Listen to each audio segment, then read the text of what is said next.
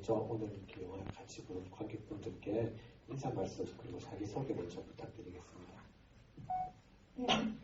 네, 안녕하세요. 나무가 흔들릴 때 마음이 찾아온 날을 만든 감독 이지연입니다. 네, 이렇게 만나게 돼서 반갑습니다.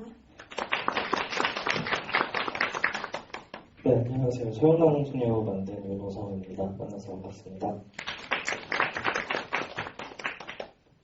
네, 안녕하세요. 산행이라는 영화를 만든 이루리라고 합니다. 반갑습니다. 오늘 영화를 보신 분들은 다 이렇게 지금은 다 아시겠지만은 오늘 보신 작품들이 다 어떤 특정한 지역에 대한 그 영화들이었습니다. 그래서 먼저 공통적으로 각 영화에서 다루신 지역이라고 해야 될까요? 그 장소 또는 뭐 기후, 기표 뭐 이런 것들에 대해서 좀 질문을 드리고 싶습니다. 이지훈 감독님은 정릉을 다루셨고, 그리고 윤호성 감독님은 춘천 주인공으로 다루셨고, 이루리 감독님은 접경지라고 표현이 됐는데 영화 속 문자에서 철원 또 이렇게 떴었어요. 그래서 그런 구체적인 지명들이 각각 영화에 등장을 하는데 그런 장소들에 처음 어떻게 이렇게 접속되셨는지, 어떻게 관계를 맺으셨는지, 어떤 점에 흥미를 느끼셨는지 이런 것들을 좀 먼저 얘기를 들려주시면 감사하겠습니다. 먼저 이지훈 감독님부터. 네, 먼저 지금 제가 정릉에 대한 다큐멘터리를 만들었는데 사실 여기서 한 5분, 10분만 걸어가도 바로 정릉동이거든요. 성북구 정릉동에 제가 살고 있고 정릉동 안에서 이제 정릉골이라는 굉장히 오래된 서울의 거의 마지막 달동네라고 불리우는 정릉골이라는 공간이 있는데 그 공간에 대한 영화를 만들어야겠다고 마음을 먹은 건 이제 그 정릉골이라는 공간이 거기에 이제 고급 타운하우스가 생긴다는 것 때문에 이제 주민들이 작년 추석 전으로 이주를 해야 되는 상황이 있었고, 저는 이 지역에 사는 지역민이자 그리고 동시에 제가 살고 있는 집도 지금 전세로 살고 있기는 하지만 어쨌든 이 지역에 오게 됐던 이유가 이제 이주 재개발지의 재개발 아파트이기 때문에 이제 집주인분과 이제 1년 계약으로 왔다가 언제든 대신 나가야 한다는 조건으로 왔거든요. 그러다 보니 뭔가 제가 이 영화라면 이 기록이라면 할 수 있지 않을까. 왜냐면 제가 작년에 이걸 할 수 있을까. 그러니까 영화를 만들거나 뭔가 만드는 거에 있어서 되게 약간의 슬럼프처럼 되게 힘든 시기를 보냈었어요. 그래서 그 당시에 내가 어떻게 뭘 만들어야 될지도 모르겠고 여러 가지로 이제 고민이 많았던 시기였는데 그때 정릉고로 오가면서 영화를 만들게 되었습니다. 어떻게 만드셨는지는 이따가 저도 산동 주민이거든요. 그래서 이따 좀 더 자세하게 여쭤보도록 하겠습니다. 그리고 윤호성 감독님도. 네, 저도 춘천이 고향 아닌데 춘천에서 이제 학교를 다니고 졸업 후에도 이제 거기서 계속 영화 작업을 하고 있었어요. 근데 춘천에 있으면서 뭔가 좀 제가 이전에 작업했던 영화들도 그렇고 요새 또 그 지역 영화라는 어떤 로컬 영화라는 것들이 조금 어떤 단어가 생기고 그런 것들에 대해 소개되는 경우들이 좀 있었는데 이전에 작업했던 영화들을 지역 영화라고 소개가 되었을 때 좀 일반 관객분들이 보셨을 때는 그런 것들이 또 이게 왜 지역 영화지 싶은 것들이 좀 있더라고요. 그래서 그런 고민을 하기도 했었고 어쨌든 저도 춘천에 있으면서 조금 도시 정서가 되게 좀 여유로워요. 그래서 근데 제 주변에 저도 어쨌든 지금 20대인데 제 주변에 있는 제 또래 분들은 좀 이렇게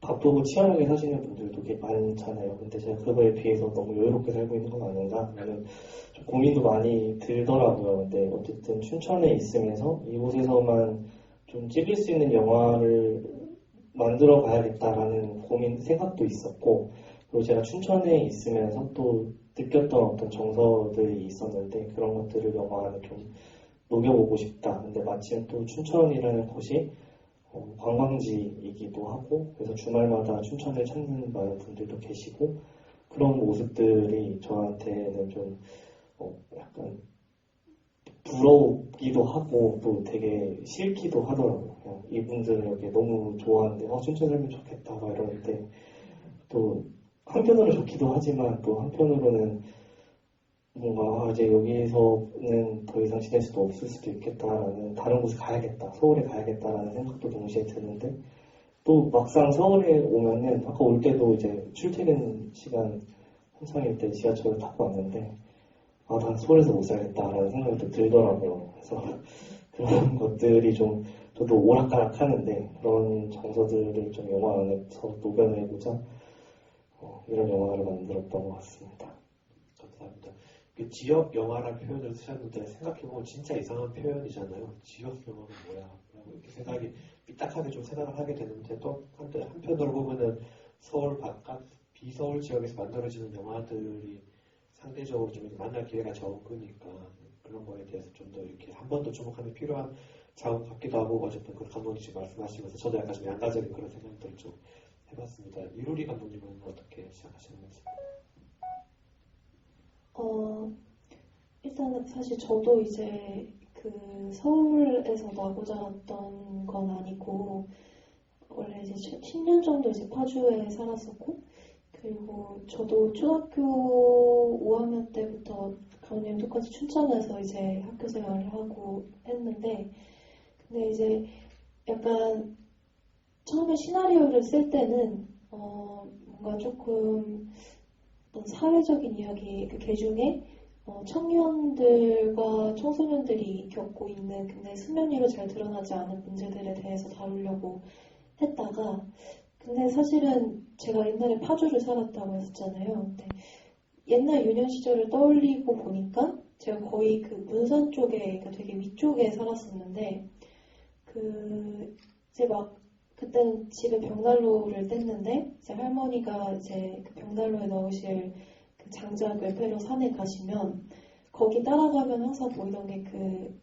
벙커 같은 버려진 참호 같은 것들 옛날 전쟁 때 쓰다가 버려진 것들이나 아니면 이제 산 너머에서 들리는 그 포 훈련 소리나 이제 가까운 사격장에서 들리는 어떤 소리들이 생각이 나서 이제 그 시기 때 제가 태어나고 나서 그 다음에 이제 임진강이 한번 크게 범람을 해가지고 그 작은 마을들이 한번 그냥 다 물에 잠겼던 적이 있었는데 그 시기 때 이제 저희 어머니한테 여쭤보고 그때 이제 뉴스 기사를 이렇게 찾아보니까 신기하게도 아주 작은 지도가 하나 딱 있는 거예요. 근데 그 지도가 뭐였냐면 이제 비가 많이 왔는데 이제 어디에 이제 많이 매설되어 있던 지뢰들이랑 그 6.25 때 남아있던 어떤 그런 이제 불발탄들이 이제 어떤 하천과 어떤 하천으로 흘러갈 수 있다라는 어떤 그 사실 너무 불친절한 어떤 지도가 딱 있는 거예요. 어디로 갔다가 아니라 여기 아니면 여기로 뻗어갔을 수도 있으니 그 하천을 거닐 땐 조심해라인 건데 이게 사실 그때는 감각하지 못했는데 이제 시간이 지나고 나서 제가 돌이켜보니까 만약에 내가 그때 이제 그 이후에 친구들하고 이렇게 막 그때 노는 게 제일 좋고 계산하면서 어디를 막 가고 그러지 않을 나이니까 가던 곳에서 뭔가 장난감인 줄 알고 아니면은 난생 처음 본 희귀한 무언가니까 이렇게 건드려보고 싶었다 건드렸을 때 그 피해자가 만약 내가 됐으면 어땠을까라는 가정에서 시작했었고 그리고 이제 어떤 뒤에 어떤 조사들을 쭉 해보니까 그 아이러니하게도 그 불발탄이랑 지뢰 민간인 피해 그런 어떤 사고 조사를 해보면은 거의 70% 80%가 다 청소년 또는 이제 아동기 때 사고를 입었던 경우가 많더라고요.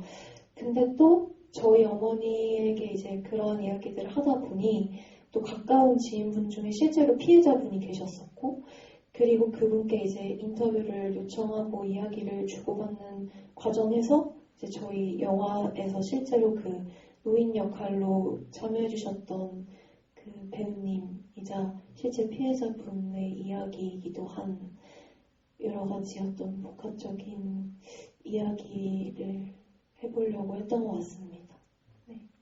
감사합니다. 그렇게 영화가 제일 좀 다른 어떤 장르 영화보다 이런 표현이 적절할지 모르겠는데 좀 무서웠던 것 같아요. 다른 어떤 장르 영화보다 약간 끝나고 나서도 약간 좀 생각이 드는 그런 순간이 좀 많이 남았는데 그런 것들도 이따 좀 질문을 계속 좀 드려보도록 하겠습니다. 그럼 다시 이시훈 감독님께 작품에 대해서 좀 질문을 드려보고 싶은데요. 인터뷰 카메라 앞에서 말씀을 하신 주민분들이 되게 쉽게 말씀하시는 것 같은데 또 계속 보다 보니까 다들 개성이 되게 강하신 것 같았어요. 그래서 정릉에 이렇게 많은 분들이 계시는데 이렇게 영화에 출연하신 분들은 이렇게 섭외라고 할까요? 이렇게 어떻게 접근하시고 어떤 기준으로 이렇게 출연을 요청하셨는지 얘기를 좀 더 들어보고 싶습니다. 먼저 정릉에서 만난 이 분들은 제가 정릉고를 이제 기록을 해야겠다고 마음 먹었을 때 이제 접점이 하나도 없는 거예요. 제가 정릉동에 살고 있다는 거 외에는. 그래서 어떻게 했냐면 일단 카메라랑 상들을 챙겨가지고 정릉고에 갔어요. 그냥 계속 갔어요. 그냥 계속 그 동네를 가가지고 이제 촬영을 하고 있으니까 이제 거기서 만나게 된 분들이셨고 거의 여기 나온 분들은 대부분 그러시고 초반에 카리나를 보시고 그리고 이제 성북구청 앞에서 시위 말씀을 하시던 그 두 분은 그 정릉골의 그 세입자 대책위에서 이제 활동하시는 위원장님과 그 위원장님의 부인이세요. 그분들께서 또 이제 소개를 해주시기도 하고 그랬습니다. 근데 한 번 이렇게 소개는 해주셔도 처음에 여기 그 시위에 나오시는 어떤 할아버지셔 누구셔 이렇게 하셔도 이제 그렇게 인연이 끝날 수도 있는데 가서 할아버지 할머니 뭐 그 여성분은 26살 되신 원희 씨라고 이제 나오거든요. 그 집 물어보시면 네 그런 분들은 이제 다 길에서 제가 카메라가 이렇게 흔들렸을 거예요. 이렇게 찍다 보면은 즐거웠던 지점이 갑자기 이제 뒤에서 말을 걸거나 저쪽에서 걸어오시는 분들이 계신데 그러면 사실 되게 놀라거든요. 왜냐면은 카메라를 켜고 있다는 것 자체로 이거 왜 카메라 여기서 재개발지라고 킨 거야? 왜 킨 거야? 이러실 수도 있는 거고 아니면은 뭔가 어떤 제가 이거를 어쨌든 누군가에게 집중을 하고 이야기를 듣고 있는 상황에 갑자기 이렇게 들어오시면은 이제 저도 이제 촬영을 한번 중단해야 되나 이런 생각을 하게 될 때도 있었는데 그럴 때마다 이제 저도 모르면서 어느새 이야기를 듣고 있거나 와서 이건 뭐 하는 거예요 하신다거나 이런 식으로 하면 이제 그 순간에 저는 놓치지 않고 찍었다가 다시 한번 껐다가 이제 말씀 나누기 전에 어떤 상황이고 저는 여기서 적는 거를 기록하고 있고 혹시 제 이 촬영에 인터뷰를 해주실 수 있냐 또는 뭔가 동네에서 뭐 일어나고 있는 일들에 대해서 말을 해주실 수 있냐 뭐 소개를 해줄 수 있냐 이런 식의 이야기들을 하면서 그렇게 친밀해졌던 것 같습니다. 그리고 가서 또 뵈면 또 지금 맞은데 뭐 하냐 이런 식으로 또 이제 계속 얘기를 하면서 이어졌던 것 같습니다. 출연하신 분들 중에 이미 약간 이사를 가신 분도 이렇게 계셨는데 이렇게 촬영했던 시점이 언제인지 좀 궁금하고요. 그리고 혹시 2025년 11월 버전에서는 지금 저 마을은 어떻게 됐는지 좀 더 얘기를 들어보고 싶습니다. 먼저 영화에 나왔던 지춘삼 할아버지라고 그 구피를 키우고 계시고 그리고 서울에 이제 종로 쪽으로 그 버스 운전을 하시고 택시 운전을 하시다가 이제 은퇴를 하시고 정릉으로 살고 계셨던 할아버지는 현재는 이제 기름동에 있는 롯데캐슬의 아파트로 이렇게 들어가셨고요. 그리고 이제 다른 이제 아까 설명을 해주셨던 그 여자 그 곽원희 원희 씨는 이제 말씀해주신 것처럼 역시 이제 가족이 이렇게 분리가 돼서 공간을 SH에서 제공을 해줬지만 그 공간이 턱없이 작았고 사실 그 상황들을 이제 하나하나 본다면 뭔가 이제 당연히 어떤 명분이나 이유가 있었겠죠. 하지만 제가 여기서 담고 싶었던 건 뭔가가 옳고 그르다라고 하기보다는 그냥 뭔가 자본의 논리로 인해서 뭔가 이런 주민들이 살고 있는 생활이 또는 꼭 주민이 아니더라도 내가 살고 있는 어떤 생활의 모습들이 그냥 아무것도 없다는 듯이 아무렇지 사라져도 아무렇지 않다는 듯이 그냥 그냥 그렇게 가버리는 것에 대해서 나름대로 조금 그냥 계속 찍으면서 약간의 뭐 무력감도 느꼈고 그냥 어떤 제 나름대로 저항을 좀 해보고 싶었던 것 같기도 하고 뭐 그런 과정에서 만들었던 것 같고요. 그리고 이제 현재는 저 마을은 그 정릉골은 지금도 사실 들어갈 수 있습니다. 물론 바리케이드가 쳐져 있어요. 들어가지 말라고. 조합원의 조합원 분들이 이제 여기는 이제 공사 지역이니 용역들도 지나다닙니다. 이제 촬영은 못하게 하고 저 상황에서도 사실 촬영할 때 용역분들이 오셔서 이 카메라 뭐냐 꺼라 이렇게 했었는데 그때만 저는 껐는데 어쨌든 가끔은 어떤 주민분들이 요즘에 인터뷰를 하고 있으면 와서 주민분들이 먼저 저를 이렇게 딱 보호하시면서 내 손녀딸이다 이런 식으로 이렇게 해주시면서 촬영을 하기도 했었고 그래서 현재는 그냥 그 작년 8월부터 찍었던 거거든요. 8월에서 이제 12월까지 왜냐면 8월에 촬영을 시작했던 계기가 그 정릉골의 재개발 이야기는 계속 굉장히 10년 전부터도 계속 너무너무 오래된 소문처럼 무성했던 이야기인데 그게 일어난다 안 일어난다 주민들 사이에서도 그게 확실하지가 않았어요. 근데 이제 그런 상황들이 점점 전개가 되면서 8월에 이제 실제로 이주를 해야 되는 분들이 다 이주를 해서 나가라 이런 상황이 됐었고 거기에 이제 긴급함을 느껴서 촬영에 들어갔지만 사실은 속수무책인 그런 상황이었고요. 그래서 지금 가도 이제 정릉에처럼 그런 서울이긴 하지만 저렇게 풀 같은 게 전혀 이렇게 구획이 막 이렇게 엄청 되어 있는 게 아니라 그러니까 정말 누가 돌봐서 만들어진 그런 구획 있잖아요. 도시 사업으로 된 구획들이 아니라 그런 식으로 만들어져 있는 그런 울타리와 밭들이 여전히 남아있고 하지만 훨씬 황폐해져 있고 그리고 이제 쓰레기들이 많이 모이고 그거를 다 치우거나 하는 건 이제 사실 어쨌든 성북구청과 이런 것들 제가 저기 성북불패 영화제에서 지금 그렇기 때문에 이 말을 해도 될지 모르겠는데 그런 것들을 해주셔야 되는데 그렇지 않았기 때문에 지금 마을의 모습이 굉장히 지금 우범지대처럼 만들어져 있고요. 그런 부분에 굉장히 슬프고 뭔가 애석한 마음을 가지고 있습니다. 정릉동 주민으로서 약간 첨언을 좀 하고 싶어지는데 저도 감독님 하셨으니까 저도 문제 발언하겠습니다. 롯데캐슬 사시는 분 안 계시죠? 그러니까 다큐멘터리 안에서 되게 흥미로운 지점이었는데 저런 약간 낡은 집에 살다가 롯데캐슬로 가면 잘 된 거 아니야? 그리고 좋은 집으로 간 거 아니야? 약간 이렇게 생각하실 수도 있겠다라는 생각이 좀 들긴 했는데 지금까지 살아온 그 동네에서 강제로 이렇게 이주를 한다는 게 되게 문제인 것 같고 롯데캐슬 바로 이렇게 나가면 있거든요. 이 근방에서 제일 못생긴 건축물입니다. 말도 안 되게 그냥 삐쭉 솟아있는 그런 아파트인데 할아버지 이렇게 그런 새롭다로 표현도 좀 이상하고 그런 좀 이상한 공간에서 과연 어떻게 지금은 편안하게 잘 살고 계실까? 또 편안하게 잘 사시면 좋겠다. 잘 적응하시면 좋겠다. 이런 생각을 하면서 저도 좀 영화를 봤었습니다. 네, 크게 문제 그런 건 아니었죠. 감사합니다. 아주 짧게 덧붙이면 방금 나온 할아버지 저희 춘성 할아버지는 지금도 종종 가서 뵀거든요. 그럼 이제 이번에 가서 사실 놀랐던 게 처음에 이제 저걸 찍을 때는 그냥 빈 집에 막 이제 가구 넣어놓고 구피 옮기고 이런 식이었는데 이번에 갔더니 그 작은 베란다에 상추들이랑 제가 알 수 없는 작물들을 막 기르고 계신 거예요. 근데 문제는 할아버지에 이어지는 말. 할아버지가 여기서는 아무리 해도 자라나지가 않네 하고 다시 처음에 감탄했다가 자세히 보니까 다 시들어져 있는 거예요. 그 말을 듣는데 상당히 이제 마음이 좋지 않았고 그랬습니다. 예, 감사합니다.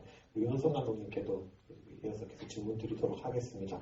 그러니까 춘천에 대한 질문을 하나 더 드리고 싶은데요. 간단한 질문인데 정말 저렇게 태풍이 오고 그러면은 거기 소양강천의 동상을 진짜 저렇게 묶고 이렇게 하나요? 아니면 영화적인 장치인 건지 좀 질문을 먼저 드리고 싶습니다. 영화적 장치이고요. 제가 춘천의 고향은 아니어서 춘천에 산 지는 8년 정도밖에 안 됐는데 춘천에 태풍이 그렇게 심하게 피해가 큰 지역은 또 아니고 그래서 실제로 그렇게 묵지도 않고요. 네, 그렇습니다. 또 하나 궁금했던 게 이건 오늘 다시 영화를 보다가 근데 지금 물론 영화의 주인공은 영화에 나왔던 소녀지만은 감독님이 그만큼 되게 공을 들여서 묘사한 게 좀 불륜 커플인 것 같다는 생각을 또 좀 했습니다. 한혜식 배우님이 엄청난 열연을 펼치시면서 디테일이 다 너무 장면마다 다 살아있고 그래서 저분들이 어쩌면 오히려 주인공일 수도 있겠다는 그런 생각을 오늘 좀 하면서 다시 보면서 생각을 했는데요. 이 불륜 커플에 대한 묘사라고 할까요? 그런 디테일한 점들은 어떻게 디벨롭 하셨는지 좀 들어보고 싶습니다. 춘천에 실제로 옛 청춘을 찾아서 오시는 분들이 굉장히 많으신데요. 네, 그래서 그냥 저희도 일 끝나고 저녁을 먹으러 가거나 그러면 좀 으슥한 곳, 사람이 많지 않은 곳에 그런 식당에 가면 좀 종종 계시는 편이세요. 특히 소양댐이나 딱 춘천에서 좀 관광지로 유명한 명소들이 있잖아요. 그런 근처에 가면은 항상 그런 분들이 계셨던 것 같고 엿듣진 않았고요. 엿듣진 않았는데 어쨌든 춘천 실제로 저렇게 오시는 분들이 많아서 그냥 이게 또 영화를 보면 춘천을 대표하는 것들이 영화에 되게 많이 녹여냈는데 그 중에 하나였어요. 이 불륜 커플이라는 게 춘천을 상징하는 좀 여러 가지 랜드마크 요소들도 천혜성도 있고 소양댐도 있고 그렇지만 불륜의 도시이기도 하거든요. 그래서 네. 그래서 영화 안에 그런 것들을 좀 녹여내야겠다. 이게 춘천을 좀 보여주는 일부인 것 같기도 하고 그래서 그런 것들도 있었고 어쨌든 저런 대사나 이런 디테일들은 사실 제가 한혜지 선배님, 한혜지 배우님을 굉장히 예전부터 팬이었었어요. 근데 선배님이 그 전에 하셨던 연기들을 보면 사실 되게 좀 많이 무겁고 좀 이렇게 암울한 그런 캐릭터들 연기를 많이 하셨었거든요. 사실 되게 웃기신 분인데 그런 연기를 많이 하셨어가지고 저도 이제 처음 같이 작업을 하고 연락을 이제 시나리오랑 연락을 드렸었을 때 제가 되게 보내드리고 전화를 저한테 주셨었는데 너무 긴장이 돼서 뭘 하는지 그래서 제가 막 주저리 얘기를 하다가 하겠다고 말씀을 하셨었는데 제가 그걸 못 들은 거예요. 그래가지고 통화를 끊고 나서 메일로 막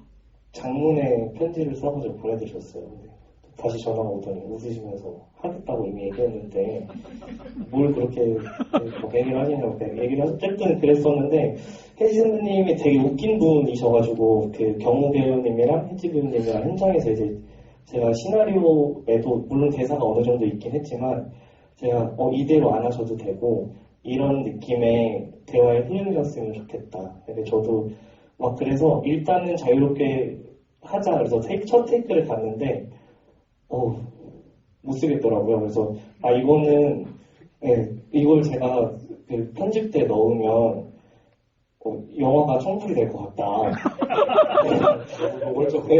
그리고 또 주인공이 어쨌든 중학생 여자아이인데 남경이가 꼭 이거는 영화를 봐야 된다. 남경배가 극장에서 영화를 봐야 되는데 그걸 그대로 쓰면은 남경이가 영화를 못 볼 것 같다. 좀 이렇게 한 4년 있다가 영화를 봐야 되니까 좀 조절을 하자 해가지고 제가 막 좀 이것저것 쳐냈어요. 그래서 선생님 이거 안 될 것 같아요. 이건 좋아요. 이런 식으로 이제 좀 그런 것들을 정리를 해서 이제 촬영을 했었거든요. 그래서 어쨌든 되게 재밌는 대사들 저는 되게 좋아하는 장면인데 실제로 엄청 깔깔거리면서 찍었었고 그래서 선배님들이 이제 재밌는 표현들을 많이 던져주셔가지고 저거는 사실 배우들의 공이 굉장히 컸던 장면이었다고 생각합니다. 시간이 좀 지났을 때 감독판도 한번 봐주시면 좋을 것 같습니다. 이루리 감독님께도 질문 드리고 싶은데요.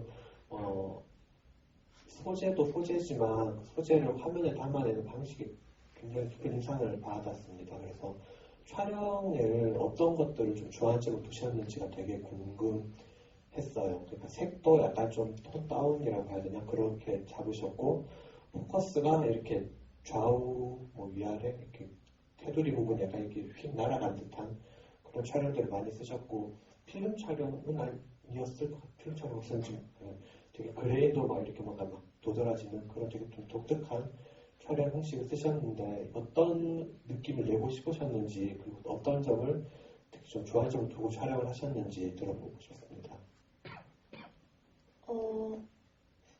일단 이게 그 막연히 이제 소재부터 막 메시지까지가 완전히 다 전부 창작된 거라기보다는 그래도 실제 피해자분들도 존재하시고 그리고 그 중에 또 한 분께서는 또 저희 영화에 참여를 해주시다 보니까 그래서 사실은 이제 어떤 지나치게 너무 과하게 키컬러를 잡거나 아니면 소위 말해서 어떤 과장된 어떤 미술이라든가 그러니까 단순히 뭔가를 예쁘게 담아보려고 접근은 전혀 안 했었던 것 같고 다만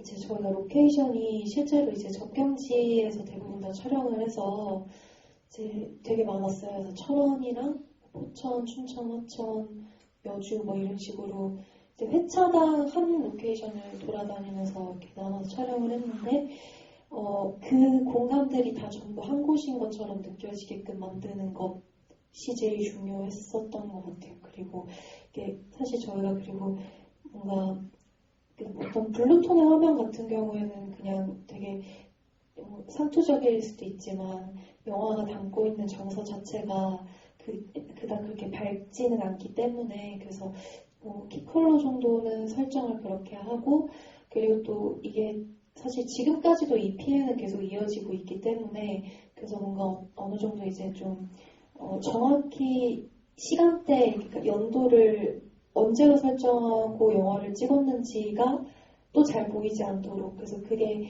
약간 뭐 전반적으로 시간대 설정이나 아니면 로케이션 같은 것들이 그 어느 지역에서 그 어느 때 봐도 우리랑 크게 벗어나지 않는 것 같아 라는 게 좀 느껴졌으면 좋겠다고 생각해서 사실 이제 결론적으로 얘기하면 뭔가 어떤 통일성이라고 해야 하나요? 그래서 공간이 방금 아까 말씀드렸다시피 공간이 크게 달리 보이지 않게끔 하는 거를 제 중심에 뒀던 것 같고 그리고 사실 여름에 찍어서 정말 그 날씨 변수가 너무 많았었거든요. 그래서 막 하루에도 몇 번씩 일기예보가 달라지고 했는데 사실 그 날씨도 한몫했던 것 같아요. 많은 것들을 내려놓고 그냥 최대한 챙겨야 될 것만 반드시 이거는 꼭 지켜야만 한다라고 하는 규칙들 몇 가지만 꼭 이제 사수하려고 그렇게 노력을 했었고 그리고 약간 사실 그 한 가지 더 말씀드리면은 그 아이가 이제 사실 마지막에 저는 시나리오 속에서 사고를 당한다고 생각을 하고 이제 글을 쓰긴 했었는데 실제 촬영본도 다 있기는 해요. 그래서 이제 분장을 하고 이제 특수효과까지 해서 그 아이가 사고를 당하고 난 이후의 장면들까지 한 회차를 다 전체로 그거를 촬영을 했던 적이 있었는데 사실 그거를 또 촬영을 하고 보니까 이것이 꼭 필요한 컷일까라는 생각이 또 영화를 다 찍고 나서 또 생각이 들더라고요. 그래서 그때도 이제 그거 관련해서 촬영 감독님이랑 많은 얘기를 하긴 했었는데 결론적으로는 그 모든 컷들을 다 쓰지 않는 것으로 결정을 하긴 했는데 오히려 좀 후반 단계에 이제 또 소스들을 하나씩 뜯어보면서 사실 거의 편집 때까지도 계속 글을 쓴다고 생각하고 작업을 하긴 했었던 것 같아요. 그래서 막상 촬영 전에 이렇게 설계했던 컷도 이제 또 저희 그 배우님한테 또 이 영화를 보여드렸을 때 제가 찍은 그 컷이 또 이분의 어떤 트라우마나 유년 시절의 그 복귀하고 싶지 않은 기억을 또 떠올리게끔 만들 수도 있을 것 같기도 하고 그래서 계속 그때까지 이제 고민하면서 또 컷들을 쳐내는 그런 작업들을 이어갔던 것 같습니다. 아무래도 뒷얘기 여쭤보려고 했었는데 같이 얘기해 주셔서 감사합니다. 그러면 관객분들 질문 이렇게 받아보도록 하겠습니다. 예, 제일 앞에 계신 분.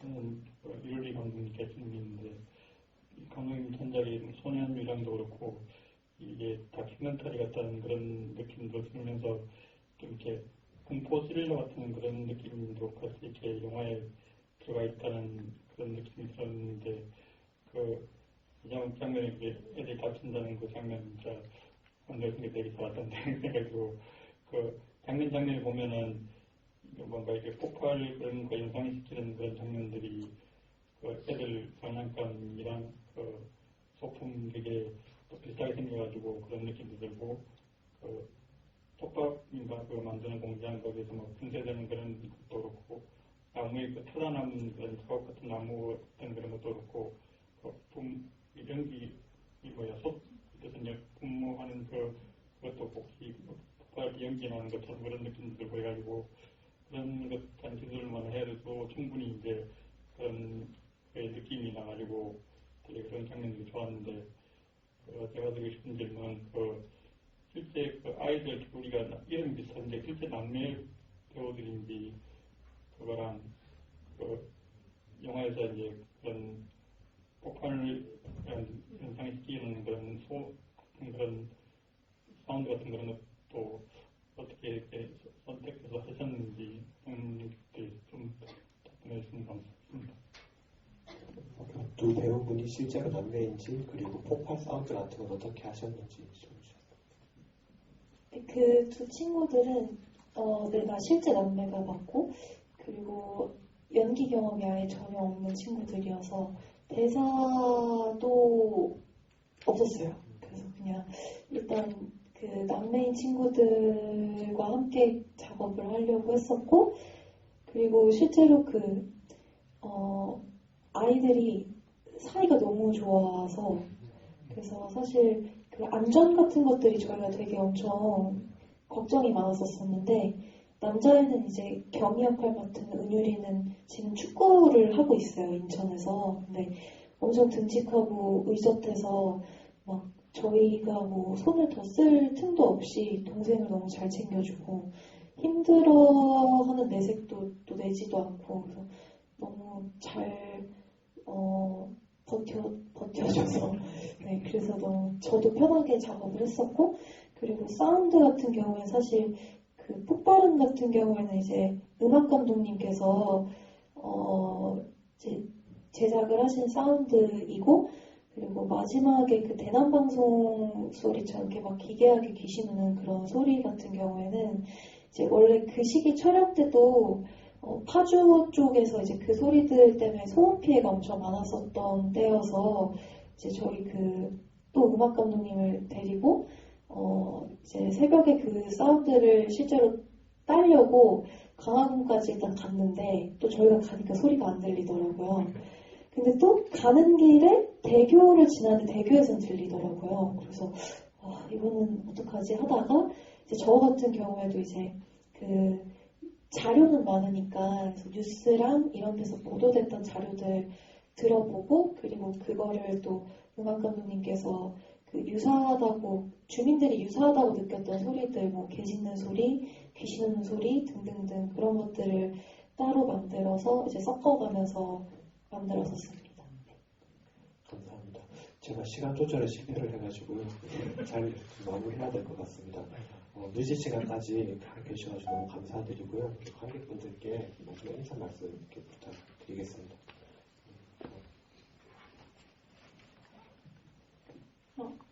네, 이렇게 시간이 짧으니까 아쉽죠.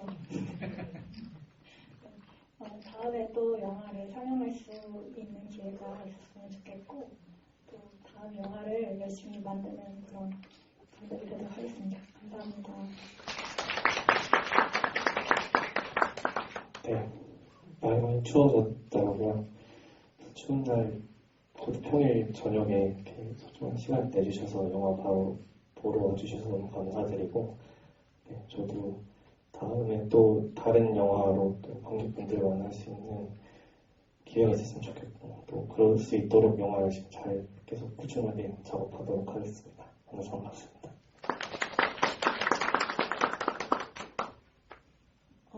저도 이제 성북 청춘불패영화제 처음 상영했는데 일단 이렇게 불러주셔서 너무 감사드리고 그리고 저도 이렇게 열심히 더 공부해서 좋은 영화 꾸준히 만들 수 있도록 노력을 해보도록 하겠습니다.